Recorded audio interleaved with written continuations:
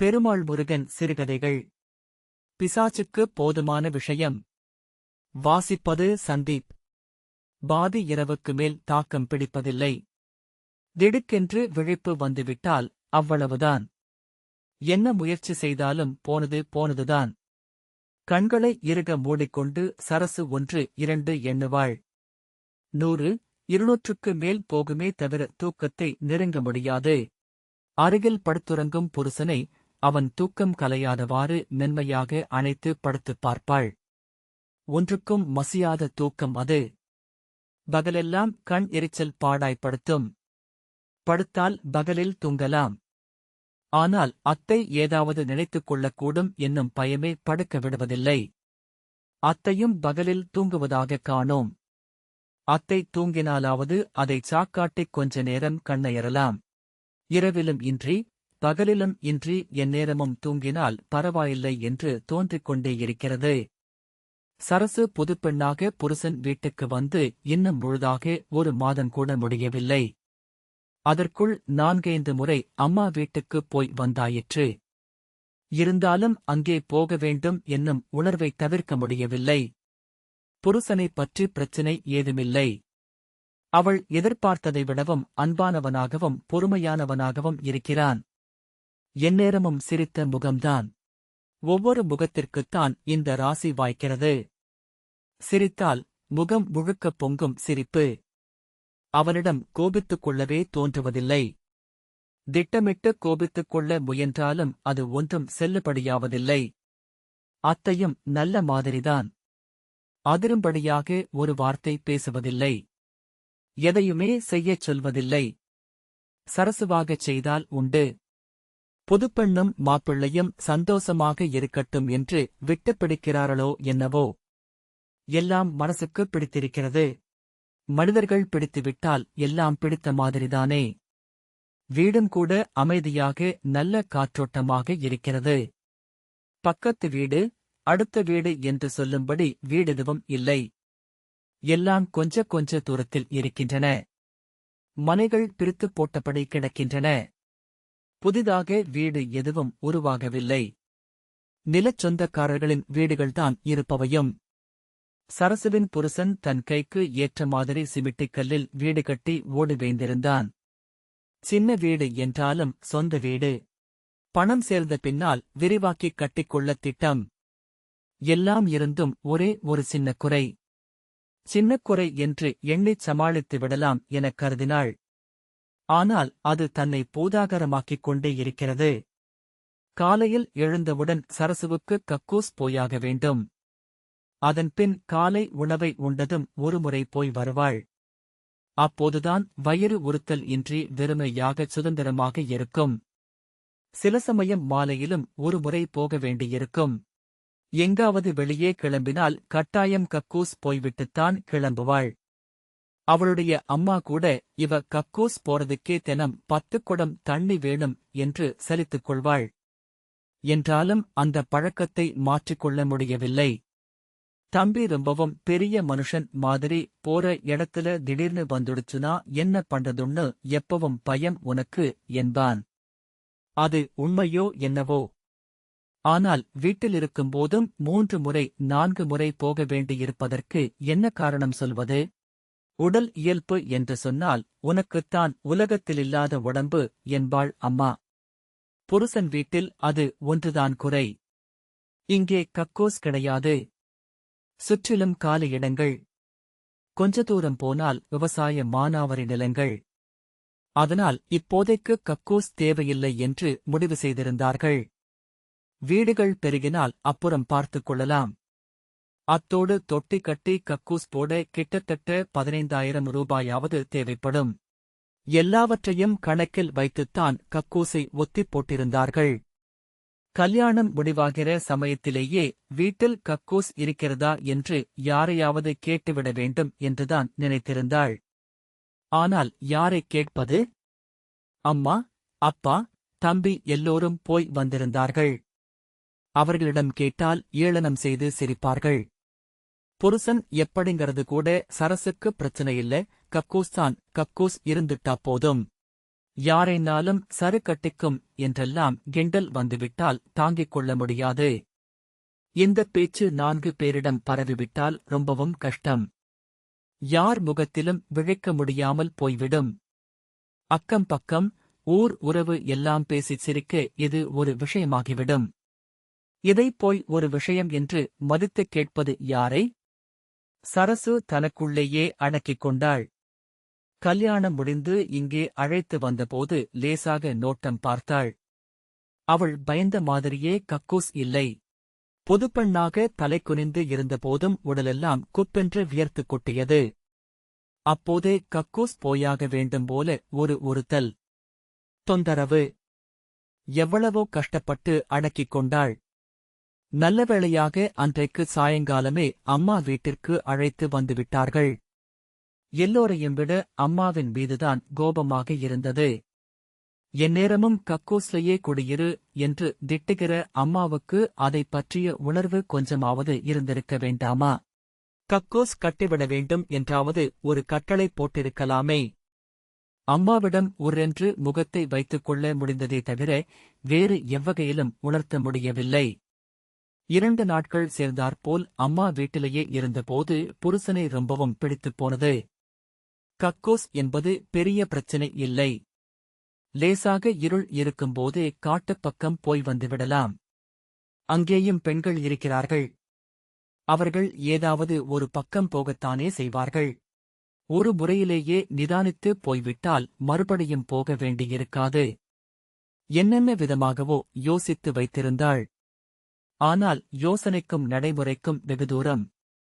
முதல் நாள் காலை அத்தையிடம் தயங்கியபடி கேட்டபோது அவள் சகஜமாக வா போகலாம் என்று கூட்டிப் போனாள். நன்றாகவே விடிந்திருந்தது. அத்தைக்குப் பின்னால் போகும் சரசுவை எல்லா வீட்டுக் கண்களும் உற்றுப் பார்ப்பது போலிருந்தது. தலையைக் குனிந்து கொண்டே நடந்தாள். அத்தை ஓரிடத்தைக் காட்டிவிட்டாள். மரங்களும் செடிகளும் நிறைந்த புதர்கள் சூழ்ந்து பெருந்திட்டு. அதற்குள் போக முதலில் பாம்பு, பூச்சி பயம். ரொம்ப எச்சரிக்கையாக உள்ளே போய் கக்கூஸ் போலவே சுற்றிலும் இருந்த மரங்களை சுவர்களாக கற்பனை செய்து கொண்டு உட்கார்ந்தாள். அத்தை வெளியே காத்துக் கொண்டு நிற்பது கஷ்டமாயிருந்தது. ஏதோ போனதாய் பேர் பண்ணிக்கொண்டு வெளியே வந்தாள். கொஞ்சம் தூரத்தில் காட்டுக்குள் 4-5 ஆண்கள் உரக்கப் பேசியபடி போய்க் கொண்டிருந்தார்கள். ஆள் நடமாட்டம் இல்லாத பகுதி என நினைத்தது தவறாகிப் போனது. மாலையில் தனியாக அந்தப் பக்கம் போய் வரலாம் எனக் கிளம்பினாள். அப்போதும் வீட்டுக்காரர்கள் எல்லாம் அவளையே பார்த்தார்கள். நிலத்துப் பக்கம் நிறைய ஆண்கள் கூட்டம் தென்பட்டது. பதறியபடி திரும்பி வந்துவிட்டாள். அந்தச் சமயம் கள் ஊறும் பருவம். கள் குடிக்க வரும் ஆண்களின் கூட்டம் காலையிலும் மாலையிலும் இருந்து கொண்டே இருக்கும். கூட்டத்திற்கிடையே காட்சிப் பொருள் ஆகஸ்ட் முடியாது. அத்தை எப்போது போவாள் என்பதை கண்டுபிடிக்க முடியவில்லை. அந்தப் பக்கம் இருந்த பெண்கள் எல்லாம் அதற்கெனப் போவதாக தெரியவில்லை. என்னதான் செய்வார்கள்? எப்போது போவார்கள்? இது ஒன்றும் அவர்களுக்கெல்லாம் பிரச்சனையே இல்லையா? வயிறு எந்நேரமும் பொறுமிக் கொண்டே இருந்தது. அது காலியாகவே இல்லை. சரசு சோற்றைக் குறைத்துக் கொண்டாள். அடிக்கடி அம்மா வீட்டிற்குப் போக வேண்டும் என்றாள். புதுப்பெண், வீட்டு ஞாபகம் இருக்கத்தானே செய்யும் என்று 2 வீட்டு ஆட்களும் நினைத்துக் கொண்டார்கள். ஒருவருக்காவது சரசுவின் பிரச்சினை புரியவில்லை. ஒரு நாளில் புருஷன் போகலாம் என அழைப்பான். சரசுவுக்கு திக்கென்று ஆகிவிடும். ஆனால் மறுக்க மாட்டாள். புருஷன் வீட்டிலிருக்கும்போது விடியற்காலம் 5 மணிக்கெல்லாம் எழுந்து கொள்வாள். சின்ன டார்ச் ஒன்றைக் கையில் பிடித்துக் கொண்டு இருளோடு இருளாகப் போகப் பழகினாள். முன்னிரவில் நேரத்திலேயே உறங்கிவிடும் அந்தப் பக்கத்து ஆட்கள் விடிகாலை அவளுக்கு முன்பே எழுந்து விடுபவர்களாக இருந்தார்கள். பால் கறக்கும் சத்தம், ஆடு மாடுகளின் கனைப்புகள், மனித நடமாட்டம் என்றெல்லாம் இருந்தது அவளுக்கு பயத்தைப் போக்கியது. இந்த நேரத்தில் டார்ச் லைட்டுடன் போவது இவள்தான் என்று அவர்களுக்கும் தெரிந்திருக்கும். சரியா 5 மணிக்கு இவ வெளியில போவா என்று அவர்கள் பேசிச் சிரிக்கக்கூடும். தான் வெளியில் போகிற மணிக்கணக்கு இப்படி ஊரறிய நடக்கிறதே என்னும் மனவருத்தம் அவளுக்குள் மிகுந்தது.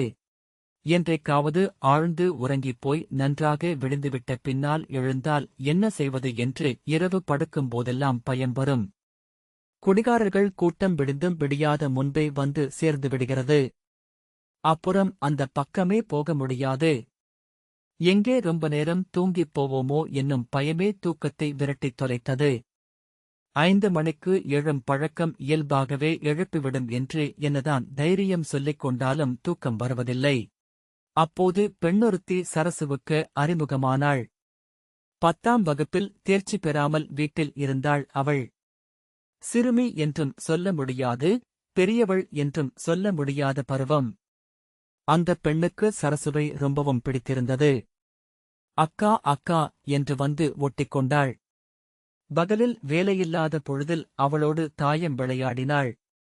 அந்த பக்கத்து விஷயங்களை எல்லாம் கேட்டு தெரிந்து கொண்டாள். அந்த பெண்தான் சரசுவை வெளிக்காடு என்று வேறொரு இடத்திற்கு கூட்டிப் போனாள். அந்த இடம் கொஞ்சம் அடக்கமாக இருந்தது. சுற்றிலும் சீமைக்கருவேல முட்கள். ஏகப்பட்ட பேர் பல நாள் போகும் இடம் அது. கால் வைக்கவே கூசிற்று. அத்தோடு மண்பாதைக்கு அருகில் இருந்தது அந்த இடம். தொடர்ந்து இல்லை என்றாலும் 5 நிமிடத்திற்கு ஒருமுறையேனும் வண்டியோ ஆட்களோ போய்க் கொண்டே இருந்தார்கள். பாதையிலிருந்து பார்க்க உள்ளே இருப்பது தெரியுமா என்ற சந்தேகம் ஏற்பட்டது. மூக்கைப் பிடித்துக் கொண்டு உள்ளிருந்து வெளியேறுவதற்குள் கண்ணில் நீர் முட்டிவிட்டது. இந்த விஷயத்திற்கு இத்தனை சிரமத்தை அவள் எதிர்பார்க்கவில்லை. வரவர பெரிதாகிக் கொண்டு வந்ததே தவிர சுமுகம் இல்லை. அம்மா வீட்டிற்கு போய்விட மனம் உந்திக் கொண்டிருந்தது. தூக்கம் அற்ற கண்கள், போதுமான உணவில்லாத உடம்பு எல்லாம் சேர கண்ணாடியில் தன் முகத்தை பார்க்கவே பிடிக்கவில்லை. கண்களின் கீழே கருவளையம் பட ஆரம்பித்துவிட்டது. கன்னங்கள் ஓட்டிப் போனது போல் தோன்றியது. மாலையில் முகம் கழுவி தலை சீவிப் பூ வைத்துக் கொண்டதும் வரும் மலர்ச்சி செயற்கையானதாகப்பட்டது. சில சமயங்களில் உடம்பு தள்ளாடுவது போலவும் தலை பாரமாகவும் வலியாகவும் தோன்றும். கனத்த உடம்பைச் சுமக்கும் துயரம் நீடித்துக் கொண்டே இருந்தது. வயிறு எப்போதும் பொம்மென ஊதிப் போயிருப்பதாகப்பட்டது. யாருமில்லாத நேரங்களில் மெளனமாக அழுது கொஞ்சம் கரைத்துக் கொள்வாள். வேறு செய்வதற்கு ஏதுமிருப்பதாகப்படவில்லை. அன்றைக்கும் தூக்கம் ஆழ்ந்து இருக்கவில்லை. கண் கிறங்கி தூக்கத்தினுள் போனதும் ஏதோ திடுக்கிட்டு விழிக்கச் செய்துவிடும். புருஷன் அவன் பாட்டுக்கு மல்லாந்து தூங்கிக் கொண்டிருந்தான். விடிவிளக்கு வெளிச்சத்தில் அவன் முகத்தை பார்க்கப் பெருமையாகவும் பொறாமையாகவும் இருந்தது. பார்த்துக் கொண்டே இருந்தவள் எவ்வளவு நேரமாயிற்றோ தெரியவில்லை. அப்படியே அவன் கையின் மேல் தலை வைத்து மார்பை அணைத்தபடி உறங்கிப் போனாள். அவளையறியாமல் தூக்கம் கவ்விக்கொண்டது. ஏதோ ஒரு கணத்தில் அவள் செவிகளில் பறவைகளின் குழுவான கத்தல் வந்து மோதிற்று. அச்சத்தோடு எழுந்தவளுக்கு எதுவும் புரிபடவில்லை. வெகுநேரம் தூங்கிப் போய்விட்டதான உணர்வு பீடித்து உந்தித் தள்ளக் கதவை திறந்து கொண்டு வேகமாக வெளியேறினாள். வெளியே வெளிச்சக்காடாகத் தெரிந்தது. இன்றைக்கு அவ்வளவுதான். கள் குடிக்கும் கூட்டம் காடெங்கும் வந்து திரிந்து கொண்டிருக்கும். அவர்களின் அசட்டுப் பேச்சுகளும் ஆங்காரச் சிரிப்புகளும் எனக் காடே நிறைந்துவிடும். அதனோடு சரசு அந்தப் பக்கமாகப் போனால் எல்லோர் கண்களும் அவள் மீது திரும்பிவிடும். அதையும் மீறி அந்தப் புதைக்குள் போய் உட்கார முடியுமா? அவசர அவசரமாக தடம் பிடித்து நடந்தாள். டார்ச் லைட் தேவையில்லை. நிலா வெளிச்சம் வெண்ணிறமாக எல்லா புறமும் பரவிவிட்டிருந்தது. பகலுக்கும் அதற்கும் வேறுபாடே தெரியவில்லை. சரசு வேக நடையுடன் வெகுதூரம் போய்விட்டிருந்தாள். சட்டென அவளைச் சுற்றிலுமிருந்த கடும் வெளனம் அவளுக்கு உரைத்தது. அதே இடத்தில் நின்றாள். பறவைகள் இடைவிடாமல் தன் காதுக்குள் வந்து கத்திய சத்தம் எங்கே? மரங்களில் அசைவில்லை. பறவையொலி துளியும் இல்லை. தூரத்தில் சிறு சிறு புதர்கள் நிழல்களாய்த் தெரிந்தன. கண் எட்டும் தூரத்து வீடுகளில் விளக்கொளியோ பால் கறக்கும் சத்தமோ இல்லை. ஆள் அரவம் எங்குமில்லை. அவள் காது மடல்கள் சிலிர்த்து விரைத்தன. கடிகாரத்தைப் பார்க்காமல் எழுந்து ஓடி வந்த தன் தவறு புரிந்தது. எந்தப் புறமும் கண்களைத் திருப்பாமல் வீட்டை மட்டுமே குறிவைத்து கிட்டத்தட்ட ஓடுவது போல நடந்தாள். அவள் மனம் சும்மா இருக்கவில்லை. அவளைத் தடுமாற வைக்க எந்தப் பிசாசு செய்த வேலை இதுவோ என்றது. அதன் குரலை வளரவிடாமல் கட்டுப்படுத்த முடியவில்லை. குரல் பல திசைகளில் எழும்பி அலைந்தது. உடலெங்கும் வேர்த்துப் போனாள். தலை தெறிக்க ஓடிவந்ததைப் போல மூச்சிறைக்க உள்ளோடி கதவைச் சாத்திக் கொண்டாள். கடிகாரம் நேரம் 1 மணி எனக் காட்டிற்று. ஓடிப்படுக்கையில் விழுந்து தலைக்குப் புறப்படுத்திக் கொண்டு அழுதாள். எங்கிருந்து வந்ததோ அத்தனை கண்ணார். அதன்பின் விடியும் வரை அழுகைதான். ஒன்றையும் அறியாமல் புருஷன் அவன் பாட்டுக்கு தூங்கிக் கொண்டிருந்தான். பறவைகளின் கூச்சல் ஆரவாரமாய் எழுந்ததையும் கடிகாரத்தையும் உறுதிப்படுத்திக் கொண்ட பின் எழுந்து வெளியே போனாள். அன்றைக்குத்தான் நிலா வெளிச்சத்திற்கும் விடியலுக்கும் உள்ள வித்தியாசத்தை உணர்ந்தாள். பலவித அரவங்கள் கூடிய விடியலில் எப்போதும் போல் செயல்களில் ஈடுபட்டாள். தொடர்ந்து அழுதிருந்ததால் மனம் லேசாகிவிட்டிருந்தது. எனினும் அந்த நடு இரவில் தனி ஒரு ஜீவனாய் நின்று தவித்ததை எண்ணினால் உடனே மீண்டும் அழுகை வந்துவிடும் போலிருந்தது. இறுதியில் எந்த இடம் வரைக்கும் வந்தாள் என்பதை உறுதிப்படுத்திக் கொள்ள முடியவில்லை. புது மணப்பெண்ணாக இருப்பவளை பிசாசு துரத்தும், ஏதேதோ தந்திரங்கள் செய்து ஏமாற்றி அழைக்கும் என்பதெல்லாம் உண்மை போல தோன்றிற்று. ஆனால் தன்னை ஏமாற்ற இந்த அல்ப விஷயம் பிசாசுக்கு போதுமானதாயிருந்ததை நினைக்க அவளுக்கு அருவருப்பாகவும் அவமானமாகவும் இருந்தது. எதையும் வெளிக்காட்டாமல் வேலைகளைச் செய்தாள். நிசியில் எழுந்து வெளியே போன விஷயம் கணவனுக்கோ அத்தைக்கோ தெரியவில்லை. அந்தப் பகுதியில் இருக்கும் யாருக்குமே தெரியாது என்பது ஒன்றுதான் ஆசுவாசமாயிருந்தது. வேலைகளினூடே மனமும் ஓடிக்கொண்டே இருந்தது. இனிமேலும் இதை சகித்துக் கொண்டு தன்னால் இருக்க முடியாது என்பது மட்டும் உறுதிப்பட்டது. அதை யாரிடம் எப்படி வெளிப்படுத்துவது? என்னென்னவோ விதமாக யோசித்துப் பார்த்தாள். விஷயத்தைக் கேட்டு எல்லா முகங்களும் அவளை ஏளனச் சிரிப்போடு விசாரிப்பதான காட்சிகள் தோன்றிக் கொண்டே இருந்தன. புருஷன் வேலைக்கு புறப்பட்டு போனபின் அவசரமில்லாமல் குளித்தாள். கிளம்பத் தயாரானாள். அவள் புறப்பாட்டைப் பார்த்து அத்தை புருவத்தைச் சுழித்தாள். மறவாமல் 5-6 புடவைகளை பெட்டியில் எடுத்து வைத்துக் கொண்டாள். அம்மா வீட்டுக்குப் போவதாகவும் புருஷன் மாலையில் வந்ததும் வரச் சொல்லும்படியும் அத்தையிடம் சொன்னாள். அவனிடம் முன்கூட்டியே அனுமதி பெறாமல் திடுமென அவளாக கிளம்பிப் போவது அத்தைக்கு உறுத்தலாயிருந்தது. புருஷன் பொண்டாட்டி விஷயம் இது என பெருந்தன்மையாக அத்தை வற்புறுத்திக் கேட்கவில்லை. அவன்கிட்டச் சொல்லலியோ என்று மட்டும் பேருக்குக் கேட்டு வைத்தாள். கையில் பெட்டியோடு மகள் வந்ததை கவனித்தாலும் முகத்தில் பெரிய மாற்றம் எதுவும் தெரியாததால் அம்மாவும் பட்டும் படாமல் பேசிக்கொண்டாள்.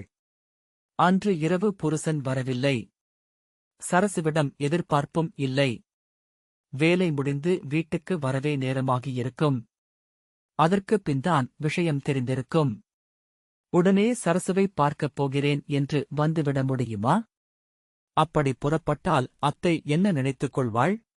ஒரு நாளைக்கு கூட பொண்டாட்டியை பிரிந்திருக்க முடியவில்லை, வந்ததும் ஓடுகிறான் என்று கேவலமாகிவிடும். அதனால் மனத்தைப் பிடித்து நிறுத்திக் கொள்வான் என்று சரசுவுக்குத் தெரிந்திருந்தது. அவரிடம் சொல்லாமல் வந்ததைக் கூட பெரிய குறையாக எடுத்துக் கொள்ள மாட்டான். ஏதோ திடுமென அம்மா வீட்டு நினைவு வந்து போய்விட்டாள் என்றுதான் நினைப்பான். மறுநாள் அவன் வருவான் என்று மிகவும் எதிர்பார்த்தாள்.